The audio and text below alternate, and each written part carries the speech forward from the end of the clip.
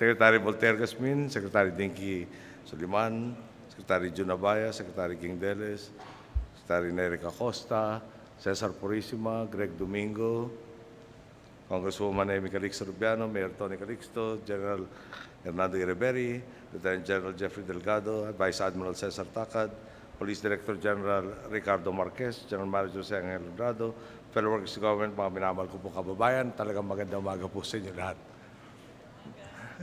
Nagbabalik po tayo matapos ang makabuluhang pakikilahok sa ika-27 ASEAN Summit na ginanap sa Kuala Lumpur, Malaysia. Kasama ibang pinuno sa Timog Silangang Asya at ang ating mga dialogue partners tulad ng China, Japan, Korea, Estados Unidos, India, Australia, New Zealand at pati ang Secretary General ng United Nations, inilunsad natin ang ASEAN Community at ang ASEAN Vision 2025. Binabalangkas nito ang direksyon tatahakin ng rehiyon sa mga susunod na taon sa mga aspektong pangseguridad, ekonomiya at panlipunan.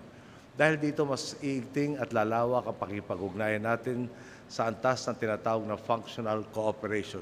Ibig sabihin po nito, mas agaran at mas tutok ang mga kilos na ibubunga ng mga usapin sa ASEAN. Napakalaga nito lalo na sa harap ng mga isyong tulad na sakuna, terorismo, pandemics, trafficking persons at iba pa. Wala pong duda, sa pandaigdigang komunidad, ang pagunlad ng isang bansa ay may kaakibat na pagunlad sa iba. Gayun din, ang hamon para sa bawat isa ay hamon na dapat tugunan ng lahat. Pagkakaisa at pagtutulungan ang susi upang masigurong walang maiiwan. Dinidim po natin kung walang stabilidad, walang kaunlaran. Responsibilidad ng bawat bansa na makiambag sa pagkamit ng stabilidad, imbis na dumagdag sa tensyon sa ating rehiyon. Sumangayon po ang nakakarami na dapat panindigan ang patas, mapayapa at makatwirang resolusyon na aayon sa pandaigdig na batas. Napakalayo na nga po ng sitwasyong ito sa dinatan natin noong mga una nating pagdalo sa ASEAN Summit. Dati, bilang na bilang ang mga handang makiambag ng kanilang tinig sa atin. Ngayon, napakarami na nating kabalikat sa paninindigan. Ultimo nga po, ang dating pinapag-usapan natin ay sinabi na rin na kailangan magkaroon ng Code of Conduct sa South China Sea, sa West Philippine Sea, sa lalong madaling panahon. Kita naman po ninyo, sa pamamagitan ng mabuting pamamahala na ipunla natin ang mga binhi ng transformasyon. Kasama sa matatamis na bungang inaani natin ngayon ang suporta at tiwala. Hindi lang ng mga kapatid natin sa ASEAN, kundi pati ng mga dialogue partner na dumalo sa pagtitipon at ang buong daigdig.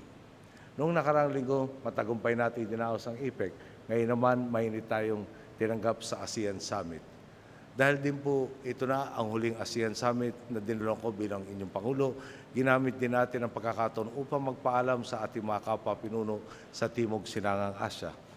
Maliban sa agarang pagtulong sa tuwing may kalamidad na hindi na nga po natin kailangan makiusap pa, ay dumarating na sila.